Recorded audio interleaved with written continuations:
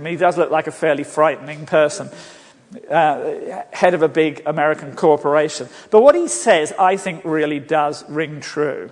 That when the rate of change outside exceeds the rate of change inside, the end is inside. How many people here would say that where they work, the rate of change outside the organization is greater than the rate of change inside? How many people?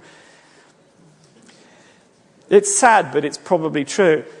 But, I think this guy has got a point. That somehow or other it's a sign of that the end is coming when you can't keep up with what's going on around you.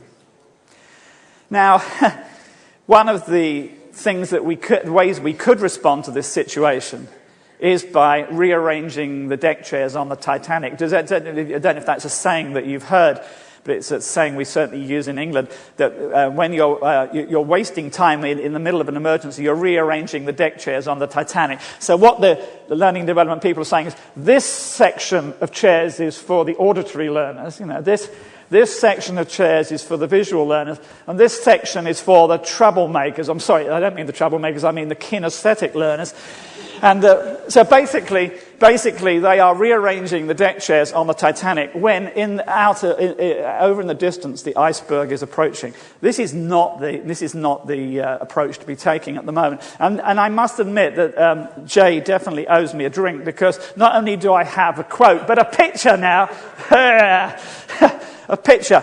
Because from the same blog posting, he says, survivors must write new agendas while they still have desks to write them on. This is how urgent it is. We really have to be proactive. This is the point. If we stay still now, we become sitting ducks, because all our competitors for resources will be diving into the finance director's office with their proposals. If we sit still, we are sitting ducks. We have to be able to make change happen.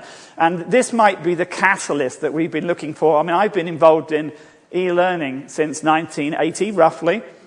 And this might just be the catalyst to make that happen. So anyway, one thing that I would recommend is that we don't get into a war of what I call sneer leading. Sneer leading is where we take a particular stance and say, we're the people who've got it right, you're the people who've got it wrong. We're the informal learning people, you're the formal learning people, or we're the constructivists, you're the behaviorists, we believe in this or that. We've got to bring everybody with us. We've got to try and engage in some cheerleading. So get rid of those old divides and realize that all these perspectives have a point of view.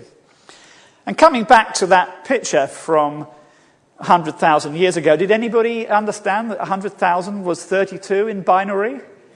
Yeah, anybody? You see, oh yes, I told you there weren't many people in learning development who were good at numbers, but there are some. 32 years ago, so has much changed? No, it hasn't. Unfortunately, it hasn't. Not much has changed, but we haven't got another 32 years to make the changes. We haven't even got another 32 days, perhaps, to make the changes. We've got to make those changes happen now. But we do have a choice, and if we are proactive, then the good news is that we can be the winners out of all this rather than the losers, because there are going to be a lot of losers, but we can definitely come out of this particular period as people who have succeeded in making change happen that should have happened a long time before. Thank you very much.